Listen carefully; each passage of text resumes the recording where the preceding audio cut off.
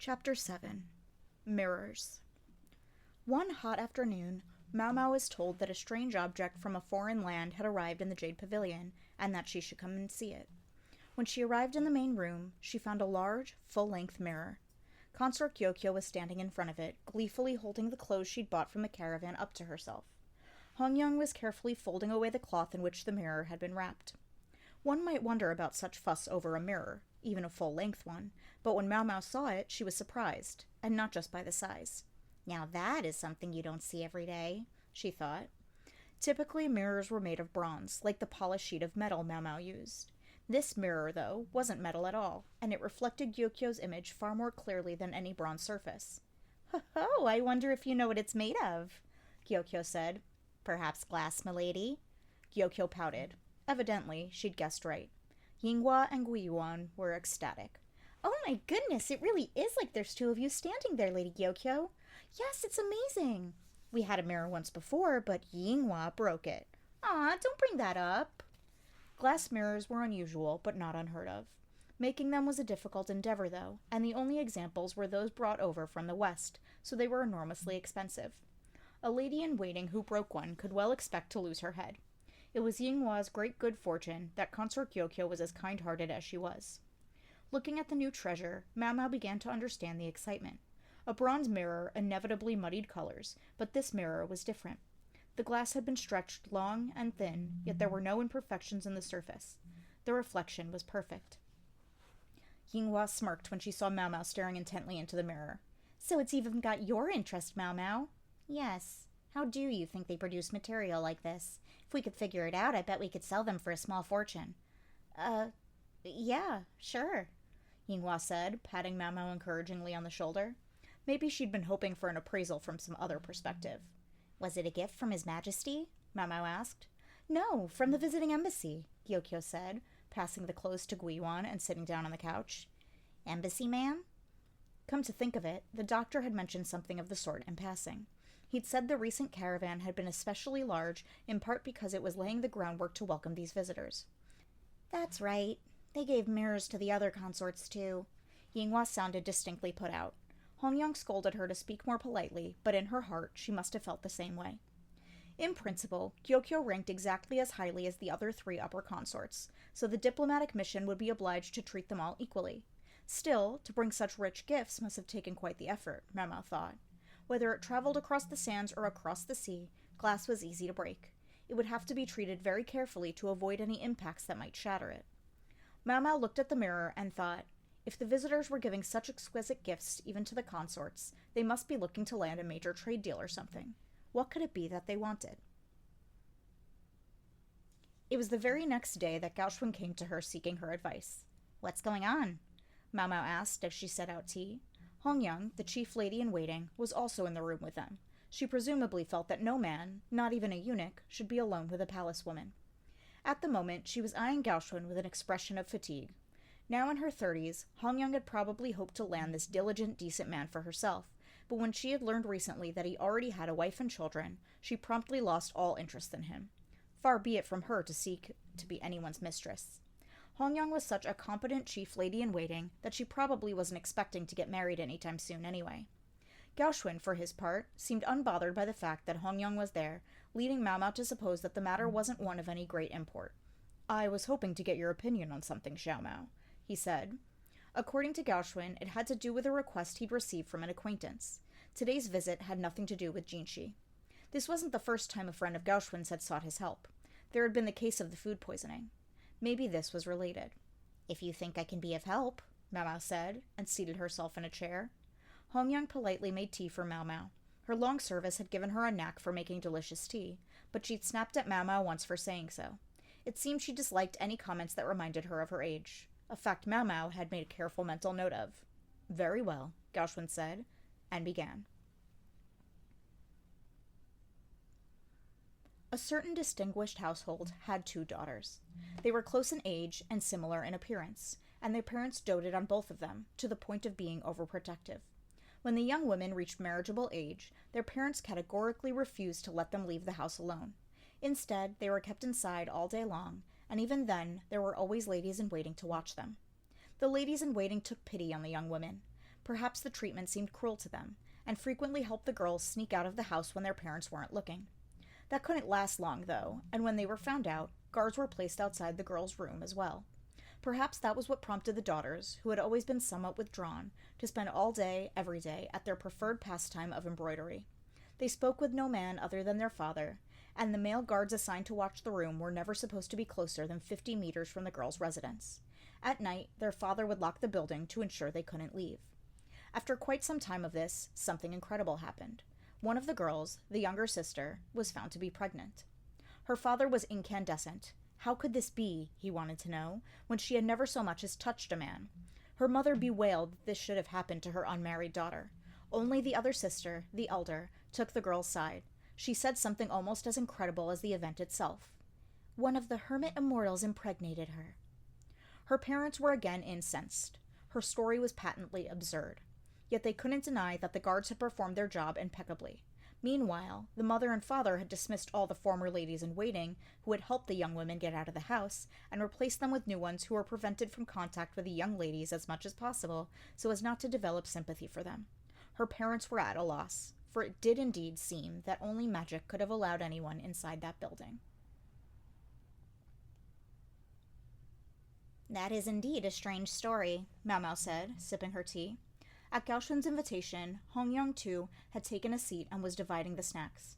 She cut into a large mooncake that was filled with walnut paste. She was obviously invested in the story as well, for example exclaiming, "How terrible!" when the girl was revealed to be pregnant. My acquaintance was at his wit's end and asked me what I thought we should do. "I can see where it will be a troubling situation, but I can't help thinking that it's not exactly my field," Mau Mau said, and she meant it. "Unless perhaps you're asking me whether there are any cases of a woman becoming pregnant without any intervention of a man." "Are there such cases?" "No, none in which the woman was actually with child. However, sometimes the body can behave as if it were pregnant, even when it isn't." The human body is a mysterious thing, and a persistent belief can occasionally cause symptoms to appear in the absence of a physical cause. Suppose someone hates going to work and wishes they could stay home. As the hour to go to work approaches, they may find their stomach begins to hurt. Mau Mau knew of a young courtesan who said she was pregnant with a child of the man she loved and showed the signs of early pregnancy, but it was an illusion born of her own conviction. Mau Mau's old man told her that it wasn't just people. Sometimes it even happened to animals. Gaoshun's expression grew more and more ambivalent as Mau Mau explained all this. Finally, Mau Mau asked, "Was the young woman in fact pregnant?" "Yes, I suppose so," he replied. She wondered at his somewhat evasive tone, but decided to ignore it for the moment. "In that case, in what way were the women watched?" If it was remotely possible the young woman could have escaped the guard's notice, the discussion could end there. Gaoshun took a piece of paper from the folds of his robes. It was a simple plan of the house that looked like he'd had it prepared specifically to show Mau Mau. The girl's annex was represented by a basic square connected to the main house by a covered gallery on the west side. To the north and east, a wall surrounded the mansion, while to the south there was a garden. "What did they do when they had to use the bathroom?" "There were facilities in their building." Toilets were usually located well away from where anyone lived. Mau Mau could only smile bitterly to realize how desperate the parents must have been to prevent their daughters from leaving. "If they were being guarded from outside, there must have been a window. Where was it?" The building only had a single entrance, on the west side, but it had two windows, one on the east wall and one on the south. There were no other ways in or out. Gaoshun took a portable writing set and drew a couple of circles to mark where the windows were. "Were the guards stationed around here, then?" Mau Mau pointed to the main building. There were only so many places from which the windows of the sisters' building would have been visible. Most likely the guards had been stationed at high vantage points so as to be able to see down into the separate structure. Gaoshun appeared to confirm her suspicion by adding two more marks, X's this time. He added, however, that the guard to the south was on the third floor of the main building, while the one to the east was on the first floor. The wall on the east side left too many blind spots, making the first floor the only place from which the room was visible. Mau Mau traced paths between the X's and O's with her fingers. "The view from this window is quite limited," she remarked. "Yes, but the woman often spent entire afternoons sitting by it doing embroidery." With no real opportunities for entertainment, they threw themselves into their hobby, and it was better to do it by the window rather than to have a light burning in the middle of the day. Easier for the guards, too. Mau Mau thought it over. She stole a glance at Gaoshun. He looked impassive, but she couldn't shake the sense that he was avoiding her eyes. This, she suspected, was related to a feature of the story that bothered her. The chief lady-in-waiting, sitting with them, seemed to have noticed it as well. "It's an odd choice of pastime, embroidery," Hong Young said. She, unlike Mao Mao, had been raised in high society. Yes, the family comes from a line of shepherds. Was it Mao Mao's imagination, or did Gaoxuan not sound quite natural as he said this? It was like he was reciting from a prepared script. "I see," Hong Young said. Among some minority groups, specific embroidery patterns could have special significance.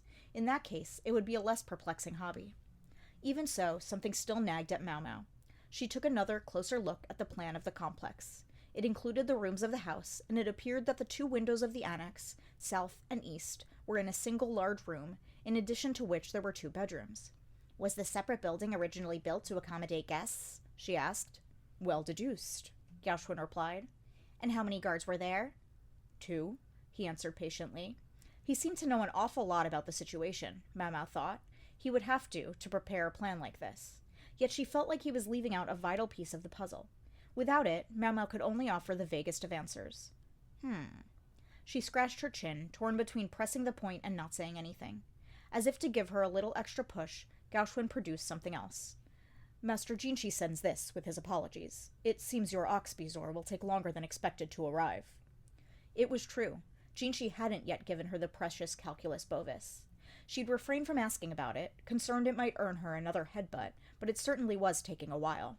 "I must apologize," Gaoxuan said. "It seems demand has risen sharply just recently." "Why in the world would that be?" Mao Mao said. Gaoxuan refused to look at her. It was Hong Young who let it slip as she took a sip of tea. "I heard that a great many people have come to Master Jinshi with extraordinary and precious medicines of late. Somehow, a rumor got started that he's become a passionate collector of them." She could be just as firm-handed with a man, now that she knew he was married, as she was with any of the ladies-in-waiting. Or perhaps she was trying to send a message. Don't string along one of our ladies with rewards that never materialize. Whatever the case, Gaoxuan looked pained. "Perhaps he should accept at least one of those invitations to dinner," Hong Young said. He must get them, from men and women both, and they were unlikely to end at dinner. Being gorgeous had its own challenges. "All right, fine," Mao Mao said, taking the paper packet but distinctly annoyed.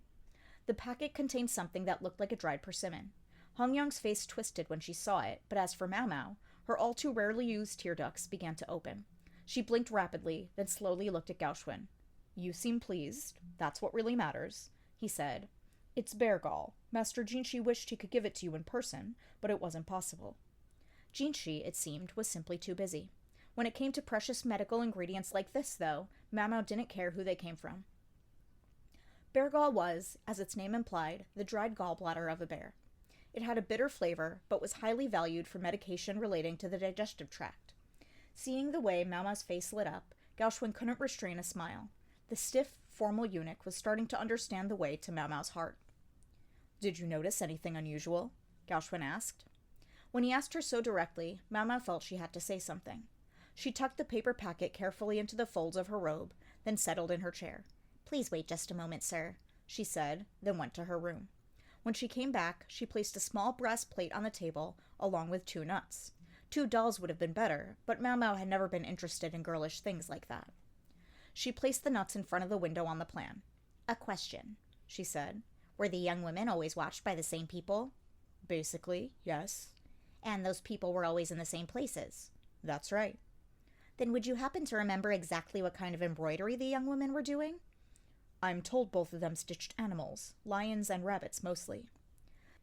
Still a bit surprised by Gaoxuan's detailed knowledge of the situation, Mao Mao placed the brass plate, which she usually used as a mirror, by the eastern window. She moved one of the nuts and crouched so she could look directly at the metal. When she had the mirror in the right spot, she said to Gaoxuan, "Try looking into the mirror from right here." He did as she said, kneeling to see into the mirror. What he should be seeing was the other nut.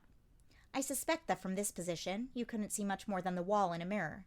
From up close it might be another matter, but from a distance you wouldn't know the difference. That, of course, assumes there was a large enough mirror in the annex, and that the window hid any frame around such a mirror.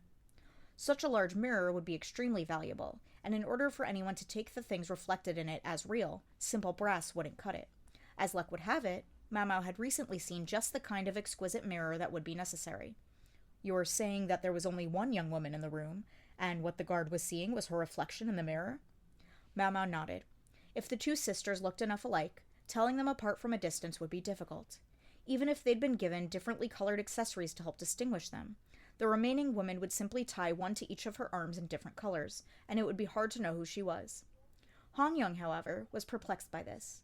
She seemed uncommonly involved today. The tale apparently interested her. "What about the embroidery, then?" she asked. "They must have been working on different patterns, mustn't they?" "Suppose it was a pattern like this," Mao Mao said. She borrowed the brush from Gaoxuan and sketched the face of a laughing person. Then she turned it upside down. It immediately transformed from a laughing person to an angry one. A picture that changed depending on the perspective from which it was viewed. A simple trick. Hong Young was obviously startled. Mao Mao said, "I suspect the pattern simply appeared reversed in the mirror." "I see," Gaoxuan said. If there appeared to be two women near the window, the guards would focus on them, making it just possible to slip out the west side. Gaoxuan and Hong Young seemed convinced, but Mao Mao was still thinking. It wasn't actually that unusual for high-born girls to pass the time with stitching. It wasn't the custom of this land, though. It was more common among women in the West. Her father had told her it was quite typical of the country where he'd studied, for example. Then she considered how the envoys from a far land had brought large mirrors with workmanship fine enough to cause the kind of confusion involved in this situation. Gaoxuan had said that a daughter of a respectable household had slipped out and gotten herself pregnant, but Mao Mao doubted the complete truth of the story. Had the woman been carrying a child, or some deeper secret? It wasn't unusual for those suspected of spying to be treated as honored guests. Mao Mao, though, wasn't so uncouth as to pry further. Instead, she gently squeezed the folds of her robe where she'd stashed the bear gall. "Now, how shall I use this little pretty?" she thought to herself. She entertained the possibility that it might be, in effect, hush bear gall, but that didn't stop her from savoring the thought of what she might do with it.